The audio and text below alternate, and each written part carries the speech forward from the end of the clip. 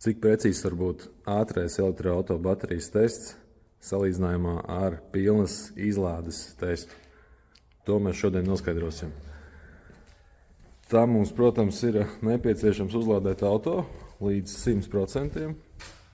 Tas mums te arī skaisti notiek, un jau ir arī beigusies uzlāde, ko mums rāda mašīna. Paskatīsimies. Jā, tā arī ir. Tad auto ir uzlādējies līdz 100%. Range rāda 461 km. Un tā tad varam veikt šo te pilnās izlādes testu un attiecīgi salīdzināsim ar ātro testu. To mēs darīsim ar mūsu iekārtu Avilo. Tā kā esam Latvijā Avilo partneris, un tagad mums arī ir iespēja nodrošināt pilnas izlādes pilno testu attiecīgi ar šo pašu iekārtu, ar kuru mēs veicam Avilo ātro testu.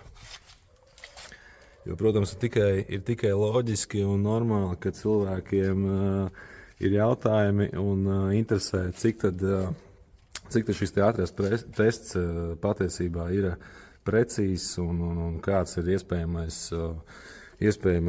kļūdas procents. Tāpēc arī veiksim šo te eksperimentu šodien. Apskatīsimies, ko mums rāda, ko mums parādīs pilnas izlādes tests. Salīdzināsim to ar ātro testu, ko jau esam veikuši. Tā kā, jā, un pie viena, kas vēl interesanti, papildus tātad šim te pilnas izlādes testam, pasakosim pa ceļam līdzi, kas mums notiek ar range, kāds būs patēriņš, un cik tad šis te attiecīgais Volkswagen ID4 22. gada ar nobraukumu, kā redzat, 183 318 km. Attiecīgi, cik ar šādu auto ir iespējams nobraukt ar 4-gadīgu auto šādu. Tā kā tas vēl tā papildus bonus viņam. Uzzināsim arī to un paskatīsimies, kādi patēriņi. Protams, ņemsim vērā, kas šodien ir, kādi laikapstākļi un viss pārējais. Tā kā jā, laižam.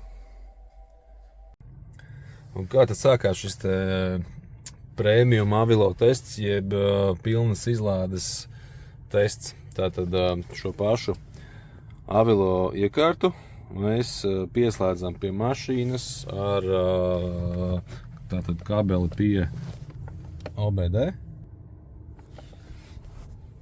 Lūk, un attiecīgi sākums tieši tāds pats kā parastajam ātriem testam. Kāda mums ir atšķirība pamatā, kad attiecīgi šo te iekārtu ātrajā testā mēs pieslēdzam, tiek nolasīti dati no mašīnas, un tad burtiski pāris minūšu laikā mēs jau saņemam atbildi ar diezgan reāliem, tuvu realitātei mērījumiem, no kā arī var iegūt tādu diezgan precīzu šo te baterijas veselības stāvokli. Šajā gadījumā, protams, ka pilnas izlādes tests, jā, viņš būs nedaudz precīzāks, viennozīmīgi. Un kas mums šeit atšķirās, tātad šī iekārta mums ir pieslēgta visu laiku. Attiecīgi tagad mums ir 100% uzlāde, un mums tad, kur mums atsūta Avilo linku, mēs to aktivizējam, un viņš mums rāda, ka mums tagad ir state of charge 100%, un target, tātad mums jāsasniedz kā minimums izlāde līdz vismaz 10%. Lūk, tā kā, jā, tad visu šo braucienu laiku Avilo iekārtai ir jābūt pieslēgtai pie mašīnas, attiecīgi, lai visu laiku dati pie jaudām, pie slodzēm, visi dati tiktu ievākti un nosūtīti pēc tam uz Avilo serveri, kur arī viņi pēc tam tos pārbaudīs, un tad pāris dienu laikā sniedz arī atbildi. Tā kā tā, jā. Un tāpēc mums ir tagad ieplānots brauciens virs 300 km. Tagad aizbrauksim līdz Neretai pie Lietuvas robežas, tad metīsim rīpā, tā teikt, un brauksim uz Jēkabpili, un tu no Jēkabpils atpakaļ uz Rīgas busi. Tāpēc būs interesanti paskatīties vispār, cik, ja šāds aplīts ir bišķiņ virs 300 km, cik reāli rādīs range un kā kritīsies range pa ceļam.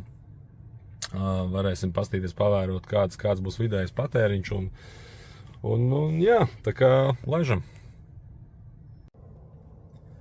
Aiz muguras jau 102 km.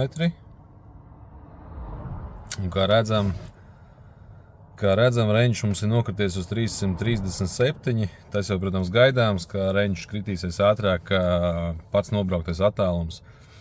Vidējais ātrums 97 kruīzā.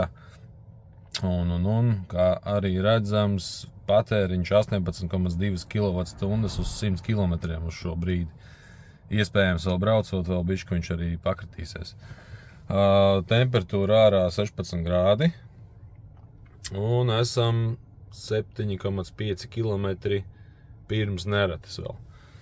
Tā kā, jā, iekārta joprojām ir pieslēgta, protams, un brauciens turpinās. Tā kā braucam tālāk. Pievarēti 204 km. Patēriņš pat nokritās līdz apaļiem 18 kWh uz 100 km. Pēdējos kilometrus braucam uz 95. Un baterija ir precīzi 50%. Pati mašīna domā, ka range varētu būt vēl 218 km. Un atpakaļ ceļš līdz Rīgai 95 km. Tā kā, protams, ja vēl paliks pāri, tā vēl pariņķosim, lai saprastu, cik tad šis auto pats par sevi var reāli nobraukt. Gan drīz līdz tukšai baterijai, kas ir interesanti. Un, protams, arī paša testa eksperimenta nolūkos. Tā kā jebkurā gadījumā mums jāizbrauc baterija līdz mazākā 10%. Tā kā tā. 300 km aiz muguras. Nu jau 301. Pēdējo ceļa gabalu sanāca vairāk pilsētas, attiecīgi vairāk bremzēšanas un nedaudz samazinājās vidējais ātrums, kāpēc arī mums patēriņš ir nokrities uz 17,4 kWh uz 100 km. Ārā 12,5 grādi, mašīnā 21 temperatūra turās. Tā kā, mašīnai vēl 27% baterija. Un rādi, ka var nobraukt 113. Redzēsim, cik reāli mēs nobrauksim. Tā kā pilsētā var pateikt, ka pilsētā patēriņu var dabūt kaut kur 16, 16,5. 16 tas ir tā ļoti akurāti braucot, bet 16,5 varētu būt tāds reālāks. Es pieļauju, ka vasarā siltā laikā, kad vispār nav jāpiesilda salons, tad noteikti tas cipars būs vēl nedaudz zemāks. Tā kā uz doto brīdi šādi. Tā, Volkswagen ID4 testa brauciens ir noslēdzies.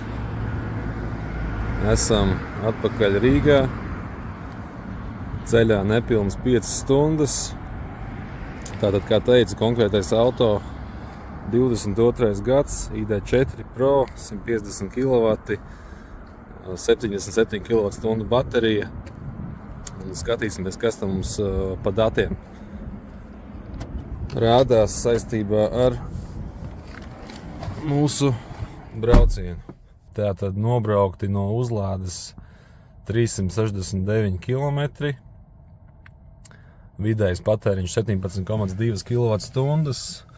Attiecīgi, pirmais ceļa posms bija, varētu teikt, nepārtraukti šosē. Pilsētas ļoti maz, tā kā patēriņš bija kaut kas ap 18. Atpakaļ ceļā bija vairāk pilsētas, nelielas pauzītes un pāris apstāšanās, kādas 3. Un pāris posmi, kur ir lēnāk braukšana, tā kā patēriņš mums arī nokritās uz 17,3 kWh uz 100 km. Kā jau teicu, pilsētā noteikti var dabūt 16 kapekā, īpaši arī siltākā laikā. Un arī šeit redzam kopējais ceļā pavadītais laiks 4 stundas 53 minūtes. Un te rāda vidējo ātrumu 75 km/h, tas ir ņemot vērā arī visas apstāšanās. Nu, lūk, un baterija mums ir 10%. Range vēl rāda 44 km. Nezinu, 44 mēs izspiesti, bet varbūt kāds 25 līdz 30 noteikti, ka mēs vēl varētu ar viņu izspiest. Tā kā pa lielam, ja labi grib, visus 400 šādos apstākļos var nobraukt. Ja mums ir vasara, vairāk pilsēta, tad pilnīgi droši virs 400 range mēs dabūsim ārā no viņa. Nu, lūk, un iekārta Avilo joprojām spīd, joprojām strādā, un ko mēs redzam šeit, tātad nepieciešamais izlādes līmenis ir sasniegts. Visi dati, kas tika savākt par šo braucienu, tiek aizsūtīti uz datubāzi Avilo, un 2 darba dienu laikā attiecīgi speciālisti to izpēta, un tad pēc tam atsūtīs, tā teikt, kopsavilkumu rezumē ar visu informāciju un, protams, pašu galveno, kas mums interesē, state of health. Tā kā, jā, gaidīsim atbildi, un tad es došu ziņu.